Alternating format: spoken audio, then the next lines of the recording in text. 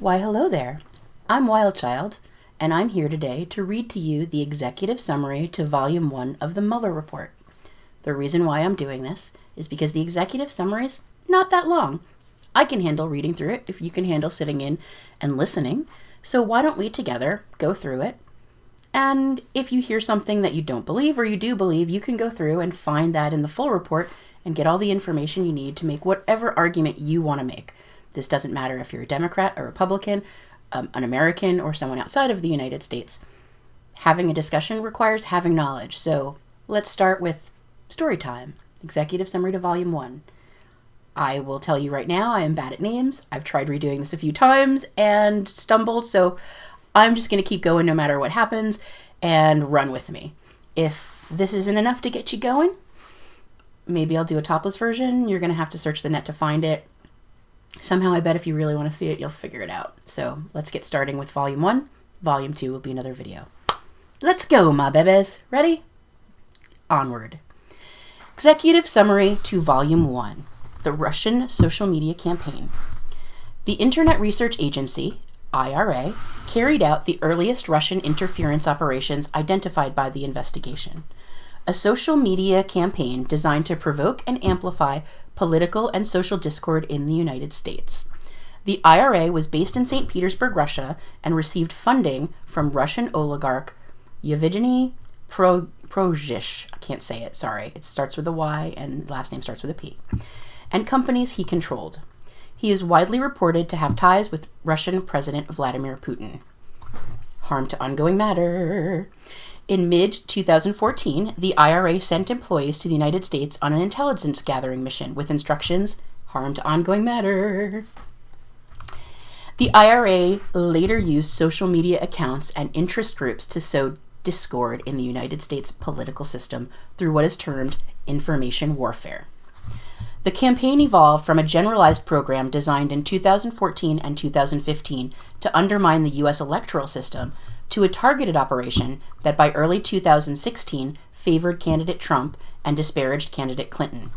The IRA's operation also included the purchase of political advertisements on social media in the names of U.S. persons and entities, as well as the staging of political rallies inside the United States. To organize those rallies, IRA employees posed as U.S. grassroots entities and persons and made contact with Trump supporters and Trump campaign officials in the United States. The investigation did not identify evidence that any U.S. persons conspired or coordinated with the IRA. Section 2 of this report details the office's investigation of the Russian social media campaign. We'll read that in another video. Russian hacking operations. At the same time that the IRA operation began to focus on supporting candidate Trump in early 2016, the Russian government employed a second form of interference, cyber intrusions, hacking, and releases of hacked materials damaging to the Clinton campaign. The Russian intelligence service, known as Main Intelligence Directorate of the General Staff of the Russian Army, GRU, carried out these operations. In March 2016, the GRU began hacking the email accounts of Clinton campaign volunteers and employees, including campaign chairman John Podesta. In April 2016, the GRU hacked into the computer networks of the Democratic Congressional Campaign Committee, DCCC, and the Democratic National Committee, DNC. The GRU stole hundreds of thousands of documents from the compromised email accounts and networks. Around the time that the DNC announced in mid-June 2016 the Russian government's roles in hacking its network, the GRU began disseminating stolen materials through fictitious online personas, DC Leaks and Guccifer 2.0. The GRU later released additional materials through the organization WikiLeaks. The presidential campaign of Donald J. Trump, Trump Campaign or Campaign, showed interest in WikiLeaks releases of documents and welcomed their potential to damage candidate Clinton. Beginning in June 2016, harm to ongoing matter forecast to senior campaign officials that WikiLeaks would release information damaging to candidate Clinton. WikiLeaks' first release came in July 2016. Around the same time, candidate Trump announced that he hoped Russia would recover emails described as missing from a private server used by Clinton when she was Secretary of State. He later said that he was speaking sarcastically. harm to ongoing matter. WikiLeaks began releasing Podesta's stolen emails on October 7, 2016, less than 1 hour after a U.S. media outlet released video considered damaging to candidate Trump. Section 3 of this report details the office's investigation into Russian hacking operations, as well as other efforts by Trump campaign supporters to obtain Clinton-related emails. Russian contacts with the campaign. The social media campaign and the GRU hacking operations coincided with a series of contacts between Trump campaign officials and individuals with ties to the Russian government. The office investigated whether those contacts reflected or resulted in the campaign conspiring or coordinating with Russia in its election interference activities. Although the investigation established that the Russian government perceived it would benefit from a Trump presidency and worked to secure that outcome, and that the campaign expected it would benefit electorally from information stolen and released through Russian efforts, the investigation did not establish that members of the Trump campaign conspired or coordinated with the Russian government in its election interference activities. The Russian contacts consisted of business connections, offers of assistance to the campaign, invitations for candidate Trump and Putin to meet in person, invitations for campaign officials and representatives of the Russian government to meet, and policy positions seeking improved U.S.-Russian relations. Section 4 of this report details the contacts between Russia and the Trump campaign during the campaign and transition periods, the most salient of which are summarized below in chronological order. 2015. Some of the earliest contacts were made in connection with a Trump Organization real estate project in Russia known as Trump Tower Moscow. Candidate Trump signed a letter of intent for Trump Tower Moscow by November 2015. And in January 2016, Trump Organization executive Michael Cohen emailed and spoke about the project with the Office of Russian Government Press Secretary Dmitry Peskov. The Trump Organization pursued the project through at least June 2016 by including by considering travel to Russia by Cohen and candidate Trump. Spring 2016. Campaign foreign policy advisor George Papadopoulos made early contact with Joseph Mifsud, a London-based professor who had connections to Russia and traveled to Moscow in April 2016. Immediately upon his return to London from that trip, Mifsud told Papadopoulos that the Russian government had dirt on Hillary Clinton in the form of thousands of emails. 1 week later, in the first week of May 2016, Papadopoulos suggested to a representative of a foreign government that the Trump campaign had received indications from the Russian government that it could assist the campaign through the anonymous release of information damaging to candidate Clinton. Throughout that period of time, and for several months thereafter, Papadopoulos worked with Mifsud and 2 Russian nationals to arrange a meeting between the campaign and the Russian government. No meeting took place. September 2016.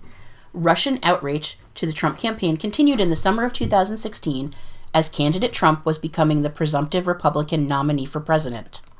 On June 9, 2016, for example, a Russian lawyer met with senior Trump campaign officials Donald Trump Jr., Jared Kushner, and campaign chairman Paul Manafort to deliver what the email proposing the meeting had described as official documents and information that would incriminate Hillary.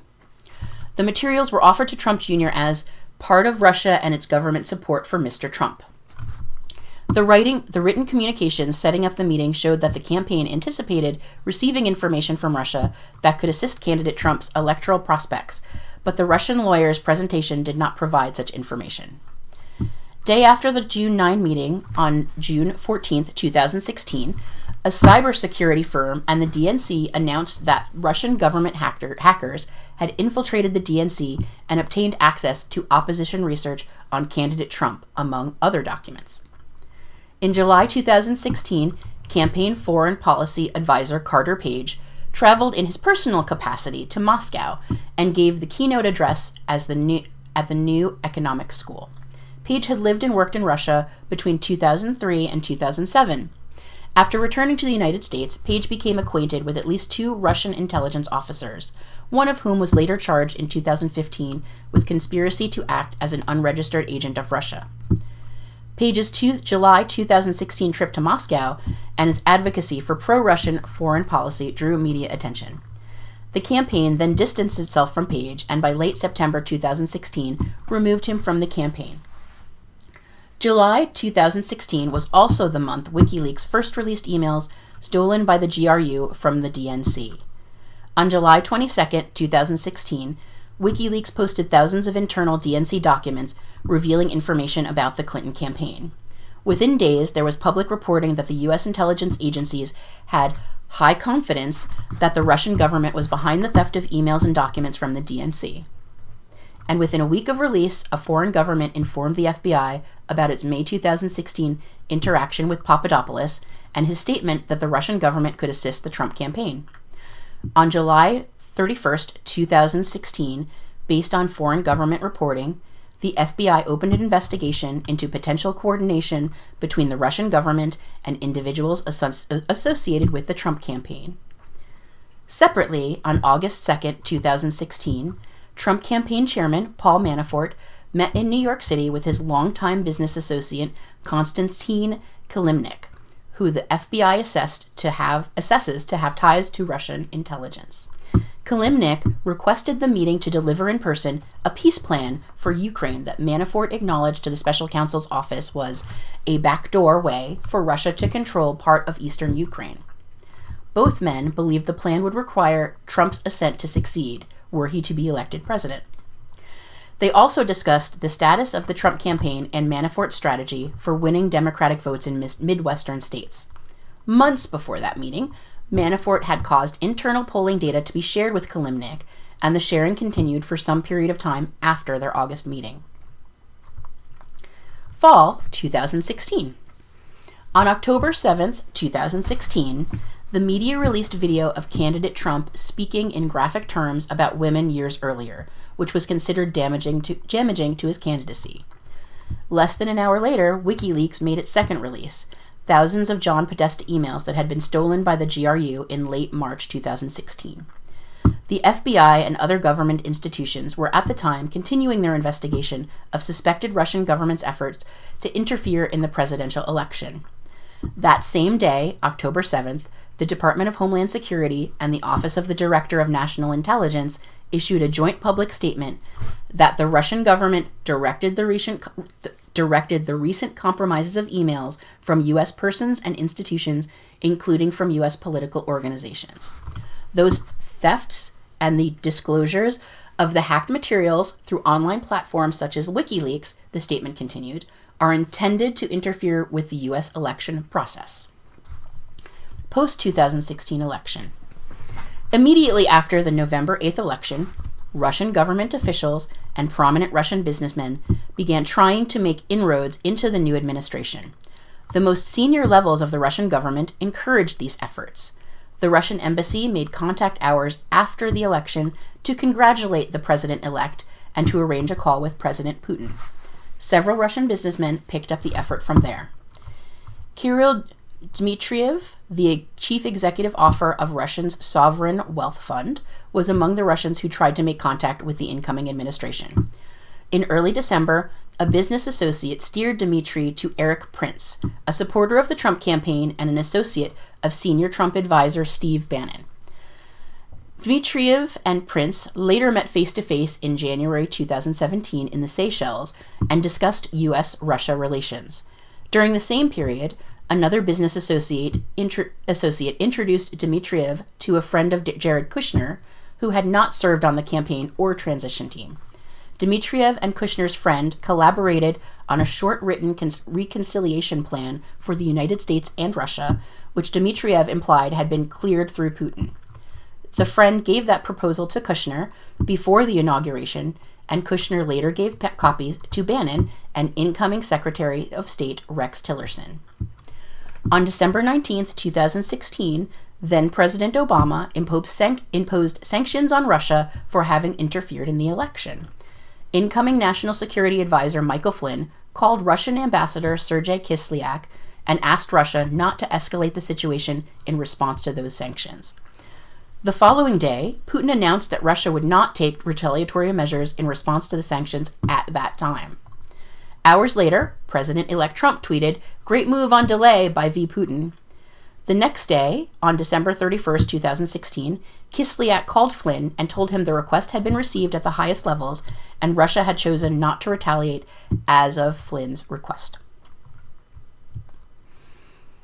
On January 6, 2017, members of the Intelligence community briefed President-elect Trump on a joint assessment, drafted and coordinated among the Central Intelligence Agency, FBI, and NSA, that concluded with high confidence that Russia had intervened in the election through a variety of means to assist Trump's candidacy and harm Clinton's. A declassified version of the assessment was publicly released the same day. Between mid-January 2017 and early February 2017, 3 congressional committees, the House Permanent Select Committee on Intelligence, HPSCI, the Senate Select Committees on Intelligence, SSCI, and the Senate Judiciary Committee, SJC, announced that they would conduct inquiries or had already been conducting inquiries into Russian interference in the election. Then FBI Director James Comey later confirmed to Congress the existence of the FBI's investigation into Russian interference that had begun before the election. On March 20th, 2017, in open session testimony before HPSCI, Comey stated, "I have been authorized by the Department of Justice to confirm that the FBI, as part of our counterintelligence mission, is investigating the Russian government's efforts to interfere in the 2016 presidential election, and that includes investigating the nature of any links between individuals associated with the Trump campaign and the Russian government, and whether there was any coordination between the campaign and Russia's efforts. As with any counterintelligence investigation, this will also include an assessment of whether any crimes were committed." The investigation continued under then-Director Comey for the next 7 weeks until May 9th, 2017, when President Trump fired Comey as FBI Director, an action which is analyzed in Volume 2 of the report. On May 17th, 2017, Acting Attorney General Rod Rosenstein appointed the special counsel and authorized him to conduct the investigation that Comey had confirmed in his congressional testimony, as well as matters arising directly from the investigation and any other matters within the scope of 28 CFR 600.4a, which generally covers efforts to interfere or obstruct with the investigation. President Trump reacted negatively to the special counsel's appointment.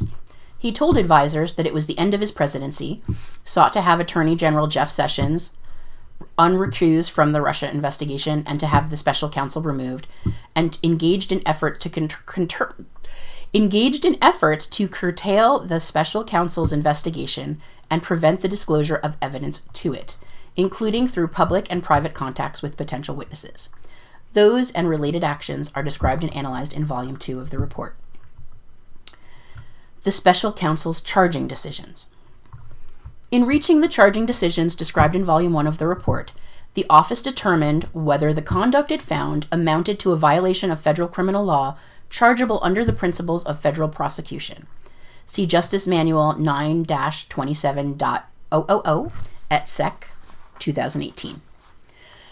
The standard set forth in the Justice Manual is whether the conduct constitutes a crime. If so, whether admissible evidence would probably be sufficient to obtain and sustain a conviction, and whether prosecution would serve a substantial federal interest that could not be adequately served by prosecution elsewhere or through non-criminal alternatives.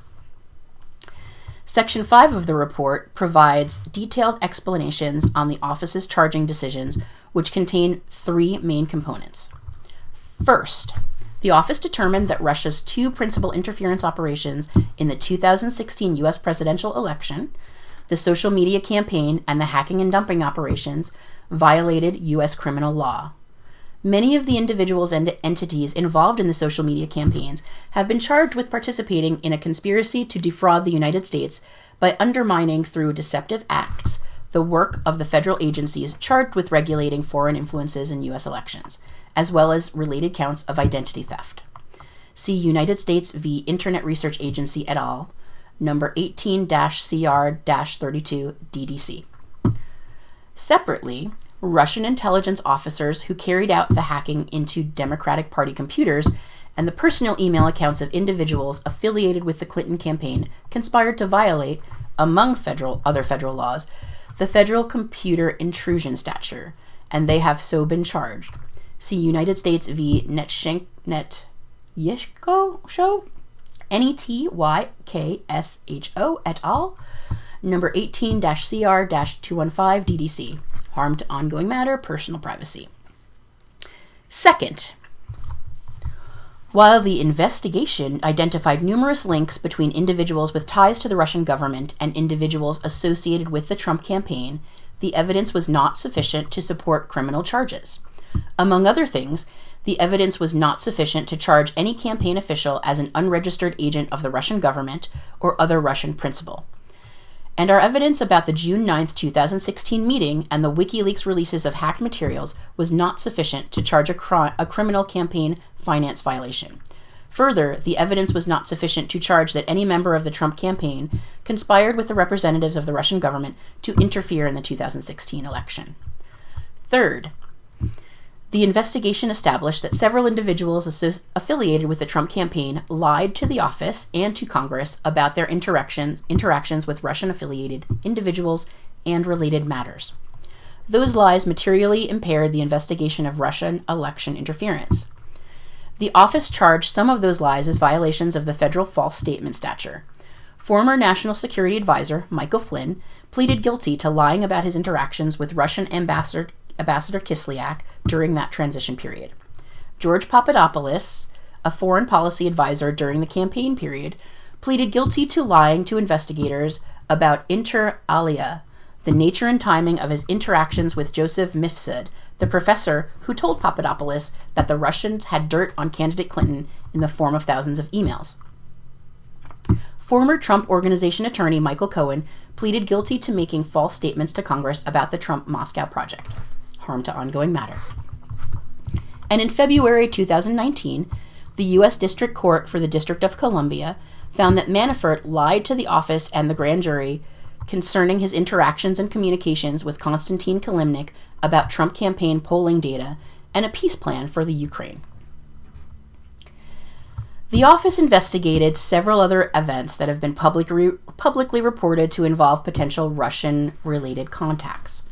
For example, the investigation established that interactions between Russian Ambassador Kislyak and Trump campaign officials, both at the candidate's April 2016 foreign policy speech in D.C. and during the week of the Republican National Convention, were brief, public, and non-substantive. And the investigation did not establish that one campaign official's efforts to dilute a portion of the Republican Party platform on providing assistance to Ukraine was undertaken at the behest of candidate Trump or Russia. The investigations also did not establish that a meeting between Kislyak and Sessions in September 2016 at Sessions' Senate office included any more than a passing mention of the presidential campaign. The investigation did not always yield admissible information or testimony or a complete picture of activities undertaken by subjects of the investigation. Some individuals invoked their Fifth Amendment rights against compelling self-incrimination and were not, in the office's judgment, appropriate candidates for grants of immunity. The office limited its pursuits of other witnesses and information, such as information known to attorneys or individuals claiming to be members of the media, in light of the internal Department of Justice policies. See e.g. Justice Manual 9-13.400 and 13.410. Some of the information obtained via court process, moreover, was presumptively covered by legal privilege and was screened from investigators by a filter, or taint team. Even when individuals testified or agreed to be interviewed, they sometimes provided information that was false or incomplete, leading to some of the false statement charges described above. And the office faced practical limitations on its ability to access relevant evidence as well. Numerous witnesses and subjects lived abroad, and documents were held outside of the United States. Further, the office learned that some of the individuals we interviewed, or whose conduct we investigated, including some associated with the Trump campaign, deleted relevant communications or communicated during the relevant period using applications that feature encryption or do not provide for long-term retention of data communication records. In such cases, the office was not able to corroborate witness statements through comparison to contemporaneous communications or fully question witnesses about statements that appeared inconsistent with other known facts. Accordingly, while this report embodies factual and legal determinations that the office believes to be accurate and complete to the greatest extent possible, given these identified gaps, the office cannot rule out the possibility that the unavailable information would shed additional light or cast a new light in the events described in the report. I'm going to stop there, and you can go and read whatever you need to read to learn about everything else. 25 minutes, I got you through a bunch of it. Maybe I'll do a video where I talk about what I think about all of this, but really, you need to decide. Don't let me tell you. Don't let anyone else tell you. You decide. Is all this right? Is it legal? If it is legal, is it right? You decide. Come back and we'll do part 2 in a little bit after I get a drink.